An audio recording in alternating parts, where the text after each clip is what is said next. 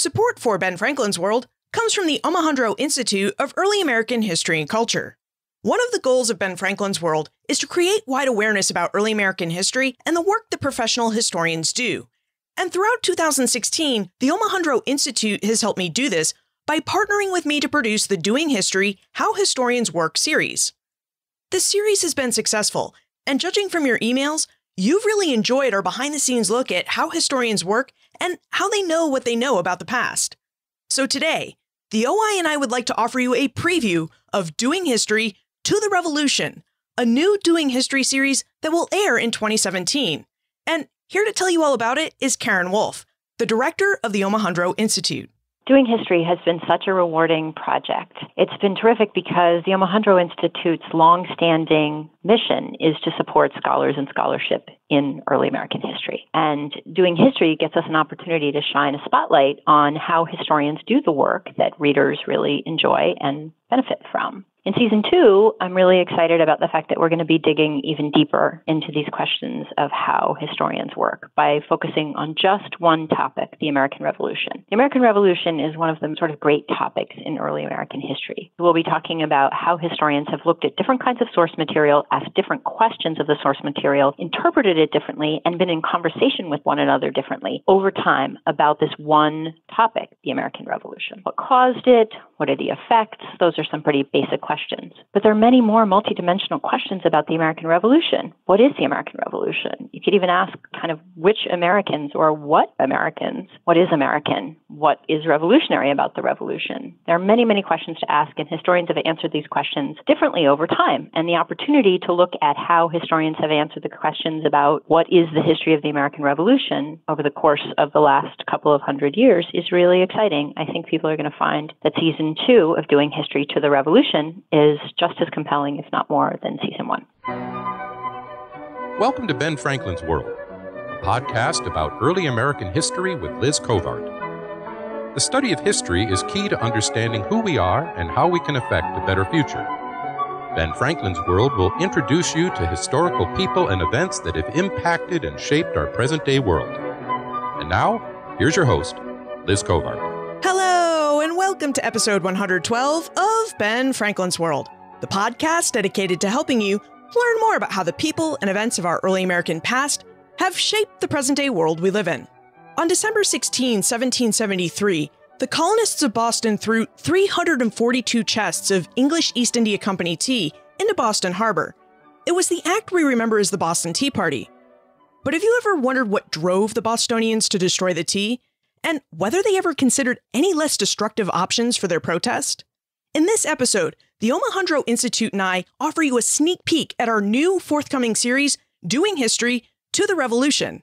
This series will take an in-depth look at the American Revolution by exploring some of its participants, ideas, and events, and how our understanding and view of those participants, ideas, and events have changed over the last 200 years or so. To give you a feel for this new series, today's sneak peek explores one of your most requested topics about the American Revolution, the Boston Tea Party. Mary Beth Norton, the Mary Donlon Alger Professor of American History at Cornell University, is working on a new book about the Revolution and the critical year of 1774. Now, in the course of her research, Mary Beth has uncovered new details about the tea crisis of 1773, and she's re-examined some of the older details in light of this new information she's found. And today, she's going to share some of those details with us. Details such as the role tea played in North American colonial life, the Tea Act of 1773, and what that act meant for colonists, and details about British American responses to the Tea Act, including information about the Boston Tea Party. Are you ready to venture forth to the Revolution? Allow me to introduce you to our guest historian. With tidings and wisdom to share about our early American past, here is this week's special guest. Joining us is the Mary Donlon Alger Professor of American History at Cornell University. She's the president-elect of the American Historical Association, an award-winning historian, and the author of 5 books. Today, she joins us to discuss the tea crisis of 1773 and the story of the 7th tea ship, which she recently documented in an article in the October 2016 edition of the William & Mary Quarterly. Welcome to Ben Franklin's World, Mary Beth Norton. Well, thank you very much for having me. In August 1773, the English East India Company dispatched 7 ships to North America, carrying nearly 600,000 pounds of tea. The company sent 4 ships to Boston and 1 ship each to New York City, Philadelphia, and Charleston. Mary Beth, 600,000 pounds of tea seems like a lot. Would you tell us about the relationship British North Americans had with tea? Well, all the contemporary observers said that Americans drank prodigious, that was a word that I picked up from the documents, prodigious amounts of tea, and that all parts of American society at the time were addicted to tea. There's even a wonderful account of a foreign traveler on the frontier seeing Mohawk Indians drinking tea. So everybody seems to have drunk a lot of tea. And even though 600,000 pounds of tea seems like a lot, if you're trying to corner the tea market in North America, as the East India Company was trying to do at the time, you'd send a lot of tea. So what role did tea play in colonial American social and consumer culture? Because it seems like if Americans were drinking prodigious amounts of tea, the beverage must have had some sort of symbolic or social importance to them. They did 2 different things. First was a lot of them just drank it for breakfast, the way I do. I'm a tea drinker. But there's also a real cultural and social meaning to tea in the 18th century in North America. It's valued for its role in women socializing. I mean, the standard belief at the time was that men socialized in taverns over ale and women socialized over tea in their homes. And so there's a massive amount of literature about the cultural significance of tea parties. As early as the 1720s, people in newspapers are parodying women in tea parties, supervising, having tea very genteelly with their friends, with women and some men, and socializing and gossiping. There's a whole parody of women gossipers, and there's a lot of complaints about women gossiping over tea and wasting time over tea and so forth. So we know that it's very important. There's a big cultural value placed on tea. We know from people who studied consumer culture in the 18th century that the first consumer good that a family that gets a little money buy is a teapot, because it means you have some little claim to gentility. And then after you buy the teapot, then you start to buy proper teacups, which didn't have handles, by the way, and were very thin and fine china for the best of them. And you'd buy the accoutrement of the teapot. You'd buy a sugar bowl and a cream pitcher and things like that. And you'd buy a tea table or a tea tray on which you would display all this china when your friends came to visit, and then pull it out and use. So it was actually of tremendous cultural importance. This socializing over tea was very important. It sounds like British American colonists used tea as a status symbol. Was this use of tea unique to British America, or did Britons back in Great Britain also use tea to display status? Yes, it's very much the same in Britain. It is a status symbol, there's no question. And British women are equally parodied for drinking tea in the afternoons, wasting time with their friends, gossiping over tea. Earlier, you mentioned that the English East India Company was trying to corner the market for tea in North America. Where did Americans get their tea from? I mean, what import options did they have?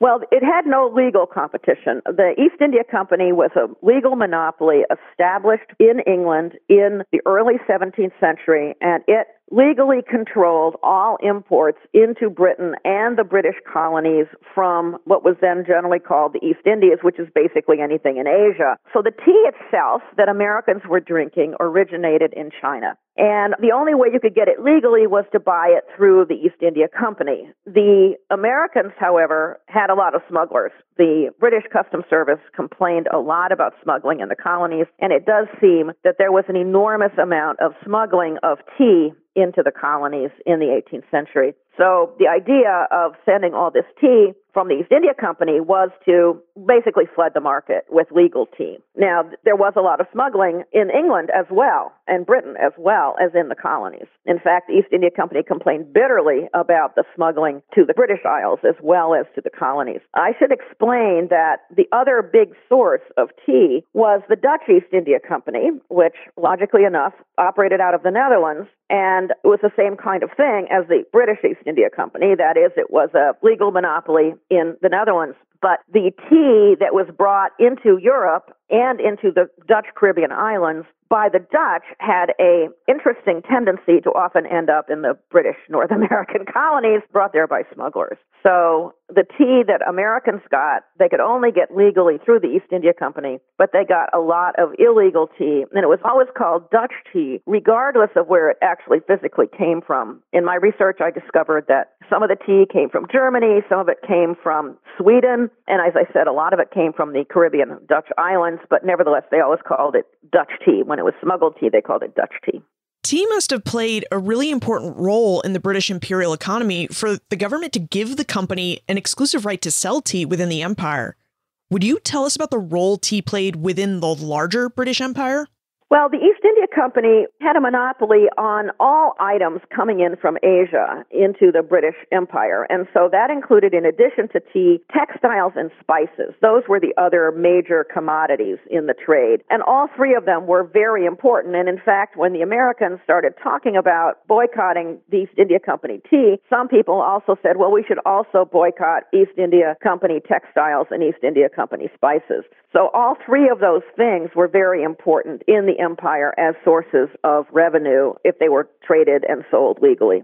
Smuggling must have really hurt the English East India Company's business. Yes.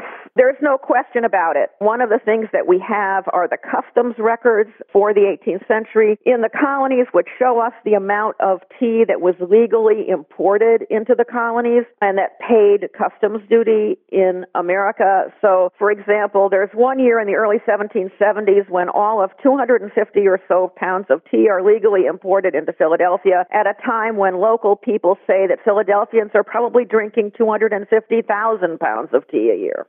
Now, in April of 1773, Parliament passed the Tea Act, which King George III signed into law in May. Mary Beth, would you tell us about the Tea Act? What was it, and why did Parliament pass it?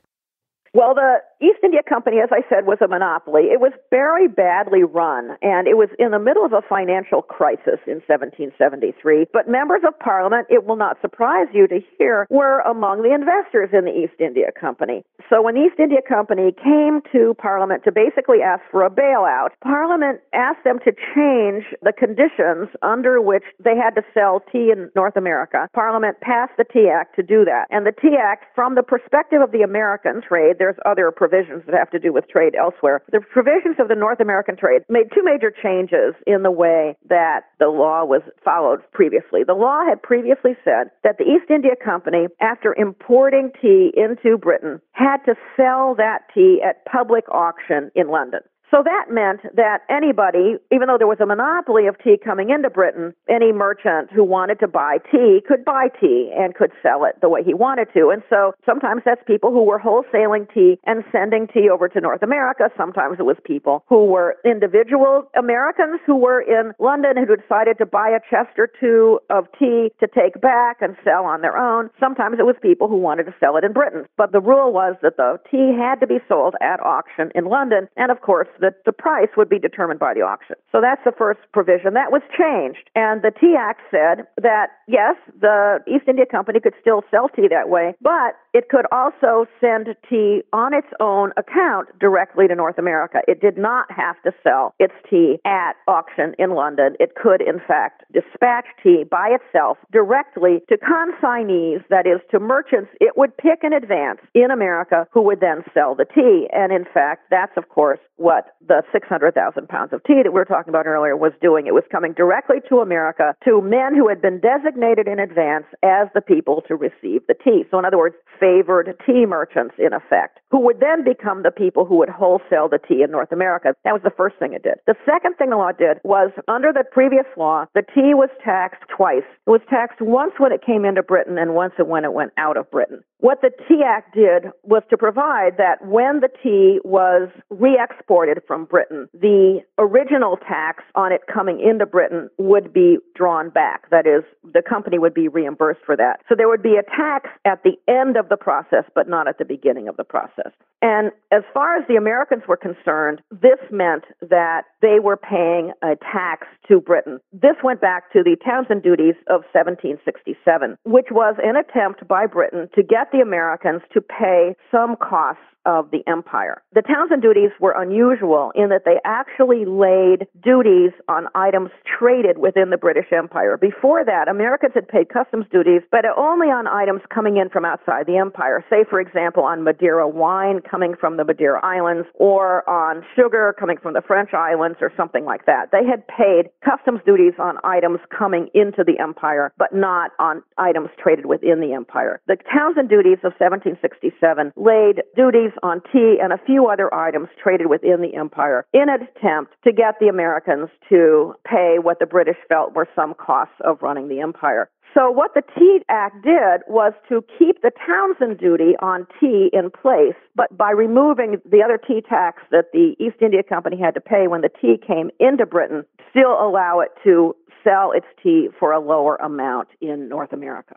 So, in other words, the point of both of these provisions was that the East India Company legal tea could compete in price with smuggled tea in North America because both things were thought to be possibly reducing the price in North America. I should say that, as far as I can tell, it's very hard to get pricing information, but it appears that legal tea sold at about 3 shillings a pound, whereas smuggled tea sold at about 1.5 to 2 shillings a pound. So that smuggled tea would have been about half or 2/3 the price in North America than was legal tea. So it was cheaper to buy smuggled tea. And that was one reason why Americans liked it. They're always looking for a bargain.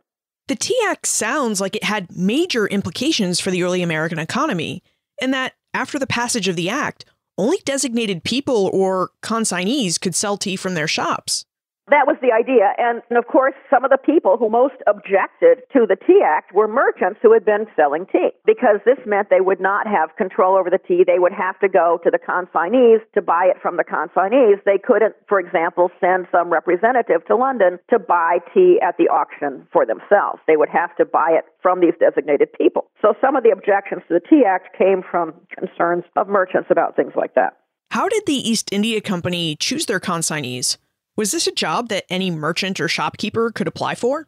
Mostly the people who became tea consignees were very large merchants who had close connections in London who negotiated this for them. In fact, what's really interesting is that most of the tea consignees in 1773 didn't know they were tea consignees until the tea ships arrived, because it was their buddies in London, who had very good connections to the ministry and to the East India Company, who had negotiated for them to get them named as tea consignees, but it was thought they would make a big profit. Everybody thought that the consignees would make a big profit, so it was going to be a big deal. So their friends in London went all out to get them the designation of the consignees in the various colonies. Of course, it didn't work out that way. Now, they may have been just playing dumb when they said officially, when the tea arrived, "Oh, I had no idea I was a tea consignee." Maybe they did know, but the official position was, in many cases, that they didn't know that they were going to be the tea consignees.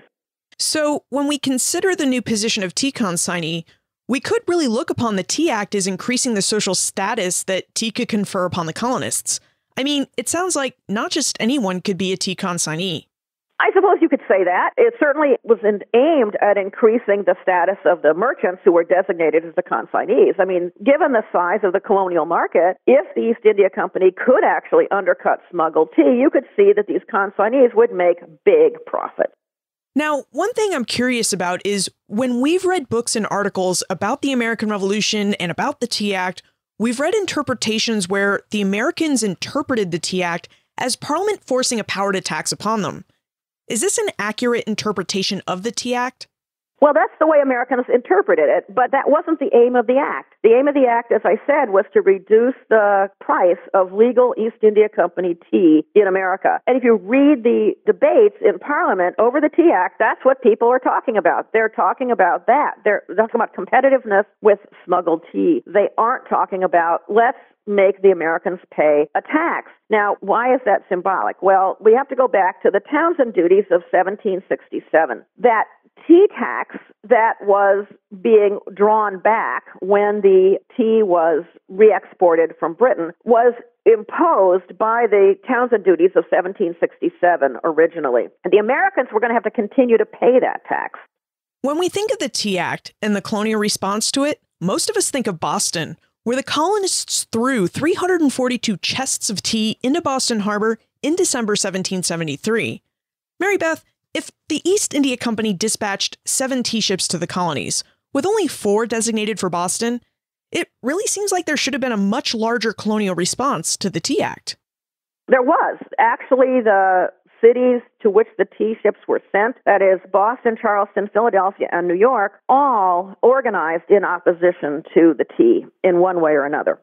We have the power of knowing how events around the Tea Act played out, so we know that the Bostonians destroyed their tea. Mary Beth, did the people of Boston ever consider less destructive options for their protest against the Tea Act? And how much did the people of New York, Philadelphia, and Charleston follow the Bostonians' lead? Yes, Boston, in fact, tried very hard to avoid destroying the tea. All the records that we have that show the discussions that went on in Boston show that Bostonians tried desperately to get the tea ships to leave the harbor. There were 3 tea ships that arrived in Boston Harbor over the course of several days in early December 1773. The problem was the customs laws. Once a ship of any kind arrived in the harbor and formally, quote, entered its cargo, that is, said it was there, came to the customs house and said it was there, the clock started ticking. And the clock was a 20-day time period during which the duty on any product coming in had to be paid. And the law said that once any ship had entered the harbor and that clock had started ticking, it could not leave the harbor without paying the duty. So in Boston, they went round and around and around for days on end, for 20 days, literally, trying to get somebody to agree to let the tea ships leave. And the owners of the ships and the tea consignees would have been perfectly willing to let the ships leave. But the customs officers and the governor, Thomas Hutchinson, refused to let the tea ships leave unless the duty had been paid. And of course, paying the duty, as far as the Americans were concerned, was the crux of the matter. They didn't want that duty to be paid. And so that's why the tea was destroyed in Boston. In the other 3 cities, deals were worked out. And so that didn't happen. In each of the other 3 cities, there were, shall we say, negotiated agreements of various sorts in which that deadline did not become so operative. Why couldn't the people of Boston just let the tea sit on the ships? I mean, what happens at the end of that 20-day time period? It's not like the ships were going to self-destruct in the harbor. Well, what happened at the end of the 20 days was the destruction of the tea. That's exactly why the tea was thrown into the harbor on the night of December 16th, because December 17th was the 20th day after the first ship entered the harbor. And so something had to be done that night to the tea, or else the next day there would have been a direct confrontation on the wharf. The Bostonians had set up a guard on the wharf to make sure the tea could not be quietly and clandestinely offloaded without them realizing it. And they were determined not to let the tea land. And the Bostonians were afraid that the next morning, the customs officers were going to come armed to forcefully unload the tea. And they were very much afraid of an armed clash. And they did not want to get into another battle with British authority. Let's remember what happened in 1770 in the so-called Boston Massacre, when the soldiers killed 5 Bostonians. Okay, but why were the Bostonians so dead set against the tea landing and sitting on the docks? And it sounds like the colonists in New York, Philadelphia, and Charleston had similar concerns about allowing the tea to come off the ships. Yes, the other colonists were also dead set against having the tea land. In the other colonies, the customs officers and the governors were willing to work out settlements. In Boston, they were not. Bernard Bailyn, who wrote a very famous biography of Thomas Hutchinson, who was the governor of Massachusetts at the time, basically attributes the problems in Boston to Hutchinson. That is, he said, because Hutchinson was rigid, because Hutchinson refused for all kinds of reasons to allow there to be some kind of a negotiated settlement, to allow the tea ships to leave, that's why the Bostonians felt it necessary to destroy the tea. What was the colonists' chief worry if the tea had landed? Why couldn't they just lock it up in a warehouse and not pay the duty? Well, they were afraid that once it was on shore, people would buy it. And that's very explicit in all the 4 cities. The people who are opposing the tea are very much afraid that if it's there, Americans who are so addicted to tea will actually buy the tea. That once it's on shore, who knew that locking it up wouldn't necessarily work? The consignees could get their hands on it. And Samuel Adams is very explicit about this. Samuel Adams says at one point in one of the tea meetings in Boston, we can't trust people not to buy the tea once it's on shore. In fact, my research, if I can jump ahead here, on the ship William, which was the fourth ship bound for Boston, the seventh tea ship overall, which crashed and shipwrecked on Cape Cod, what happened to the tea on that ship shows us that they were right, because people on Cape Cod wanted to buy tea that had been salvaged from the William. You've piqued our interest, Mary Beth, because you noted earlier that 4 of the 7 East India tea ships were bound for Boston, and yet Bostonians destroyed tea from only 3 ships. So would you tell us about the William, that 4th Boston-bound tea ship that never seems to have made it to Boston? What happened was, and I was fortunate enough to find the actual account of the captain of the ship, a detailed account of what happened. Basically, there was a huge storm as he was approaching the harbor in Boston in the middle of December. He was a few days after the other ships, and he was blown off course. He was blown almost all the way up to Cape Ann, Gloucester, more than 30 miles north of Boston, and basically he had to escape from this storm, and so he tried to get out of Massachusetts Bay, and he ended up almost making it in the middle of this incredible storm, but he actually ended up crashing into not the exact tip of Cape Cod, but very close to the tip of Cape Cod at what turns out to be a quite well-known sandbank where a British ship actually went aground several years later. So it's a quite well-known navigational hazard just around the tip of Cape Cod, about 2 miles south of the main point of Cape Cod. And the upshot was that the ship came ashore and some of the tea chests were damaged. He and a local justice of the peace who came to help out hired local guys to help move the tea off the ship. And a lot of the tea got sent up to Boston, not to Boston itself, but to the British headquarters on an island in the harbor. But some of the tea remained on the Cape, and that's the story that I tell in my article, what happened to that tea. Many people conflate the Bostonians' response to just about every event of the American Revolution as the response for all of Massachusetts and New England. So how did the people of Cape Cod react to the fact that a lot of the Williams tea cargo was salvaged and remained in Cape Cod?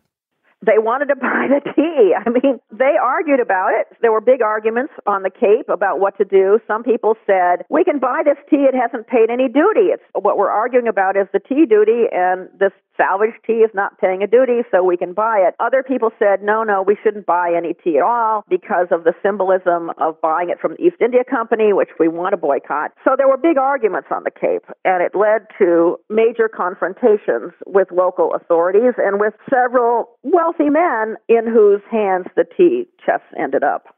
How do you think knowing about the story of the William and what happened to the tea that landed on Cape Cod affects our understanding of the tea crisis of 1773 and of the American Revolution? Well, I think knowing about the William shows us that not every American was utterly opposed to the East India Company tea. I mean, they wanted tea. They were willing to forget about the issue of it's coming from the East India Company. Some of them seemed to be willing to forget about the tea duty. They wanted tea, and Samuel Adams was right. You couldn't trust these people. As far as he was concerned, he was very much an advocate of resistance to Britain. And I think what it shows us is there was really a lot of disagreement in the colonies at the time over opposition to Britain. It's not as though everybody in the colonies was opposed to the East India Company. It's not as though everybody in the colonies was gung-ho for what became the Revolution. There are lots and lots of disagreements. In a way, the William becomes a case study of showing us in microcosm the kinds of debates that in fact occurred all over the colonies, not just in Massachusetts, but in New York and South Carolina and Virginia and so forth, over what to do in this circumstance. I mean, I think from the perspective of today, hindsight, we know there's the American Revolution. We know the Americans won their independence. And so we tend to think that everybody at the time was in favor of it, but they weren't. And there were lots of disagreements about what to do, when to do it, how to do it, even among people who were in favor of resisting the British. They did not all agree on what tactics to pick. And that's, to me, one of the interesting things that has remained unexamined in this very much studied sequence of events that we call sort of the run-up to the American Revolution. We know that the tea ships began arriving in the colonies in mid-November 1773. And we know that the colonists in Boston destroyed the tea instead of landing it because they feared Americans would find that cheaper tea irresistible and pay the duty on it, which, thanks to the case study of the William, we can see that fear was justified. Now, in 1764, Boston formed a committee of correspondence to encourage opposition to British customs. In 1765, New York City formed a similar committee to keep other colonies apprised of their resistance to the Stamp Act. And in March 1773, the Virginia House of Burgesses proposed that each colonial legislature form a committee of correspondence so that the colonies could stay abreast of what actions colonists were taking during the imperial crisis. Mary Beth, did committees of correspondence play any role in helping the colonists in Boston, New York City, Philadelphia, and Charleston coordinate their responses to the Tea Act? No, in a word, this is really before the committees of correspondence become an important player in the game, as it were. They don't become very active until after the tea crisis. As you said in your question, the Virginia Assembly in 1773 suggested that the other assemblies establish formal committees of correspondence, and most of them did that. But the assemblies were not in session in December 1773 and early 1774. They were not around to coordinate anything. There were local committees of correspondence in Massachusetts, and those were active, but as far as the other colonies were concerned, the reactions to the tea had absolutely nothing to do with committees of correspondence. They just were not there. They were not there as institutions. They were established later. What did happen was newspapers.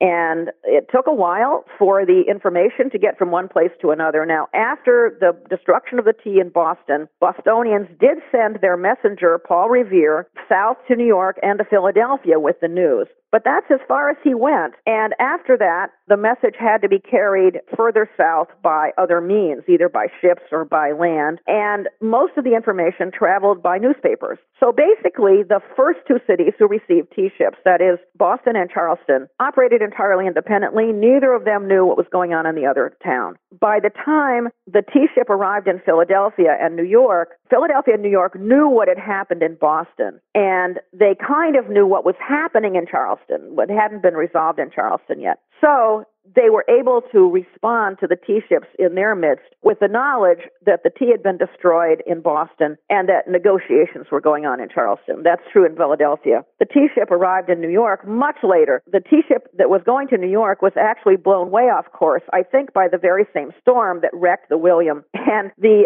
tea ship captain there spent the winter in Antigua. Wouldn't we all like to spend the winter in Antigua? Anyway, spent the winter in Antigua, and so by the time he arrived in New York in April, he knew he had no chance to land the tea or sell it or anything. And so he actually sent a letter in advance saying to the people in New York, look, I'm arriving, I'm coming because I have to come, but I'm not going to do anything other than resupply the ship and head back to England. And so everybody in New York said, that's great, the guy's a great guy. And they greeted him warmly when he arrived, and they waved happily goodbye to him when he left. And so that was a completely different story.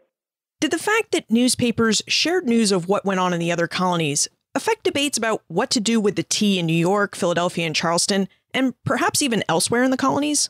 Yes. A lot of the early anti-tea essays actually come out of Philadelphia. Boston actually drags its heels. Boston is not deeply involved in the early debates over the tea. A lot of the early debates over the tea come out of Philadelphia and then New York. So it's kind of ironic that Boston has become the iconic place where we think about the destruction of the tea. But the newspapers picked up things that were written in other colonies. And so you'll see, for example, an essay from Philadelphia reprinted in a Charleston newspaper or something like that.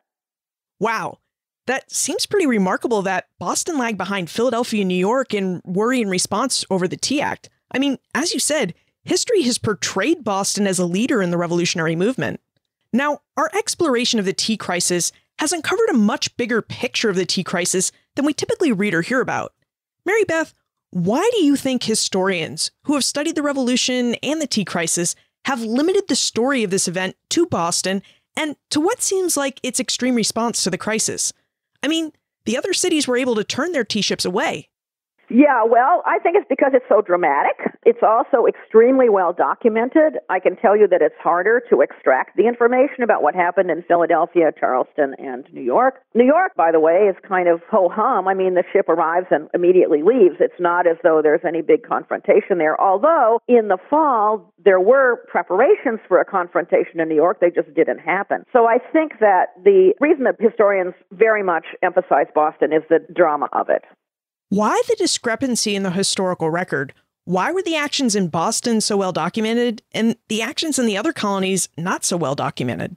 In part, it's because of the drama, definitely. In part, it's because Boston newspapers were deeply committed to resistance. Some of them, not all of them. There were a couple of conservative newspapers. It's because the Bostonians were more organized. They had a tradition of town meetings. There is no such tradition in New York, Philadelphia, or Charleston. So there's town meeting records. And we just have a lot more documentation, generally about New England. One of the problems, frankly, about dealing with records in South Carolina is that a lot of the colonial records of South Carolina were destroyed in the Civil War, so they're simply not available to us. It's possible that there were more records made at the time. We just don't have them anymore. So how did you uncover these other stories given the lack of historical sources? I did a lot of work in newspapers, and I did a lot of work with correspondence. I went to Charleston, South Carolina. I did work at the South Carolina Historical Society. I did work at the New York Historical Society, and so forth. So I looked carefully for personal correspondence as well as through the newspapers in all those places. Did you happen to find a unique or non-typical source that really opened up the story of the tea crisis for you? Well, one of the things that was really great for me was in June a couple of years ago, I actually went up to Cape Cod and looked at the site where the William went aground. I was helped by National Park Service people because the site is now in the Cape Cod National Seashore. And it really opened my eyes to think about what would happen to a ship that came aground there in December. I was there in June. It was warm and sunny, but there were huge sand dunes, and I know it was no different in the 18th century. Just thinking about what it would take to unload that ship and to get the tea overland to Provincetown, which is where they moved it, was actually a real revelation to me. Before we move into the time warp, we should explore Great Britain's side of this story. What did Parliament do when it received news that the Bostonians had destroyed their tea and that the people of New York, Charleston, and Philadelphia had turned their tea ships away? Parliament, actually with the Lord North administration, they were extremely unhappy by it, and in fact it led to the passage of the Boston Port Act in the spring of 1774, closing the port of Boston until the tea was paid for. And that was the first of what we know as the coercive acts, which helped to set off, in fact, the American Revolution. So Parliament came down very, very hard on Boston, and it wasn't happy with the other cities either, but it was mostly focused on Boston. It's time for the time warp. This is a fun segment of the show where we ask you a hypothetical history question about what might have happened if something had occurred differently or if someone had acted differently.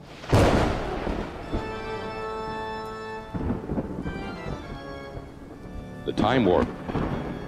Historians can't predict the future, but they can speculate about what might have been. In your opinion, what might have happened if the tea ships had arrived in Philadelphia and New York City first and had been delayed to Boston and Charleston? How would Philadelphia and New York City have responded if they had to have acted first?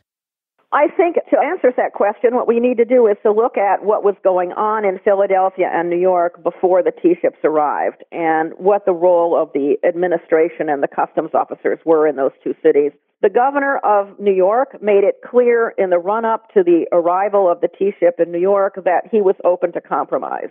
He offered several possible compromises. As I said earlier, none of this ever happened because the tea ship arrived so late that it didn't apply. The governor of Pennsylvania was, shall we say, not in the picture. He just stayed out of it. And in fact, Lord Dartmouth, the American secretary, was furious at him and rebuked him later to say, why were you totally a nonentity? And why did you not have anything to do with what happened when the tea ship got to Philadelphia? And his basically response was, nobody asked me. Nobody asked me to get involved. He said, the tea ship captain didn't ask me to get involved. The customs people didn't ask me to get involved. And so I didn't do anything. So he basically was passive and took it on the chin from the British authorities for having been passive. So basically, I think what would have happened in New York and Philadelphia was that in New York, there would have been some kind of a negotiated settlement. In Philadelphia, who knows, but probably another kind of negotiated settlement with the governor staying completely out of it. As far as Boston was concerned, it's really the crucial thing is Thomas Hutchinson. He refused to give in. He's really the crucial figure. If he had changed his mind, everything would have been different. To continue with our hypothetical scenario here, do you think if the people in Boston had seen that the people in Philadelphia had prevented the tea from being entered into their custom books, that the Bostonians could have done the same? I don't think so because of the difference in the way the harbor is set up. In Philadelphia, it's way up the Delaware. The Philadelphians had a lot of warning that the ship was coming, and they stopped it before it got into the harbor. They were able to stop it before it got into the harbor. In Boston, there was no such possibility. If you look at Boston Harbor, once a ship gets in the harbor, that's it. There's no way to stop it short of the harbor. Philadelphia, you can stop it short of the harbor. We've just had a fairly in-depth exploration of the tea crisis of 1773 and colonial responses to it. Mary Beth, would you tell us more about the larger project you're working on, which is where this information comes from?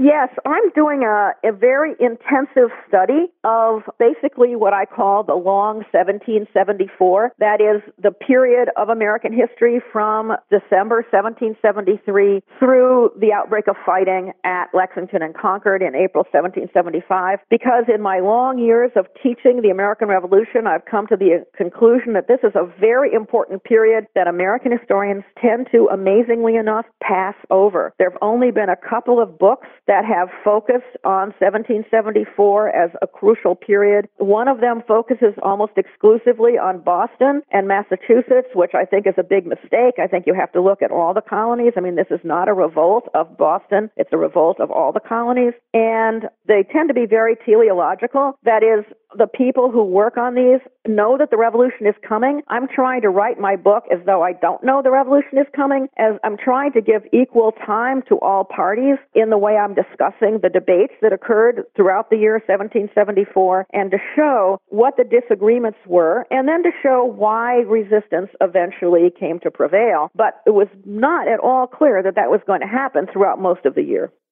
That sounds like an incredibly fascinating story. Do you know when your book will be done and published so we can read more about it? No, it depends on when I finish it. I'm still in the middle of writing it. My book will be published by Alfred Knopf. I can tell you what the title of it's going to be, or the tentative title of it is 1774, Year of Revolution. But I can't tell you when it will be published because it all depends on when I finish it. And I would say I'm about half done with it now. And where is the best place to look for more information about you and how we can contact you if we still have questions about the tea crisis of 1773? Well, I don't have my own personal website, but if you go to the Cornell University History Department website, there's a link to my biography and to my work and so forth. Another thing you can do is to simply Google me. Up on the web, there are some interviews with me. I did a Q&A with the history blogger History Ann a few years ago, which I talk about my work. There's a couple of videos that you can see on the web where I'm talking about previous books, not about this one, especially my book about Salem witchcraft. So, yeah, there's lots of places people can find out about me and my work by going on the internet. Mary Beth Norton, thank you for taking us behind the scenes of your new project and for helping us better understand the tea crisis of 1773. Well, thank you, Liz, for allowing me to tell that story because it's one that not very many people know. When we think of the tea crisis of 1773, we think of Boston's destruction of the tea, because this is how we learned about this aspect of the American Revolution in school. But as our conversation with Mary Beth just revealed, Boston wasn't the only colonial city to respond to the tea crisis. The English East India Company sent tea ships to New York City, Philadelphia, and Charleston too, and each of those cities protested the Tea Act in slightly different ways from each other and in opposite ways from Boston. Plus, there's the story of the William, that Boston-bound tea ship that wrecked on the coast of Cape Cod. Now, taken alone, the story of the William shows us that the people of Massachusetts, who we often read about and see portrayed as firebrand revolutionaries, were not at all united in their support for the revolution. And this was normal. The revolution was not something that all Americans supported, which is why revolutionary leaders like Samuel Adams really feared what would happen if the East India Company's tea landed on North American shores. And this is what makes the story of the Williams so interesting and powerful. It shows us that these leaders were right to fear the tea's landing. Because just as in Cape Cod, many Americans would have found ways to justify paying the tea duty in order to have their tea. Now, we didn't have the opportunity to explore as many details as we would have liked about Charleston's response to the tea crisis. And this is because Mary Beth is still in the process of doing history, of researching, contextualizing, and thinking about what historical sources really have to say about that event. Nor did we have time to explore all the details of Cape Cod's response to the tea crisis. However, unlike the story of Charleston's response, we don't have to wait for Mary Beth's book. Mary Beth published this story in the October 2016 edition of the William and Mary Quarterly. It's in an article called The Seventh Tea Ship, and our friends at the Omohundro Institute are making this article available to us for free in their OI Reader tablet app. For more information about Mary Beth and notes for everything we talked about today, check out the show notes page, benfranklinsworld.com/112. If you enjoyed today's episode, you should be sure to check out Mary Beth's article, The Seventh Tea Ship, for more information about the William and the tea crisis on Cape Cod. The Omohundro Institute has made this article available to us for free, and you can get it by downloading or logging into the OI Reader tablet app. The app is free and available for both iOS and Android devices, and I've included a link to the app in the show notes in our Ben Franklin's World app, or you can visit benfranklinsworld.com/doinghistory and download it there. Finally, what aspects of the American Revolution would you like to see explored in the Doing History to the Revolution series? Send your answers to Liz at benfranklinsworld.com, tweet me at Liz Covart, or post a comment on the show notes page or in our listener community on Facebook. And remember, never leave till tomorrow that which you can do today.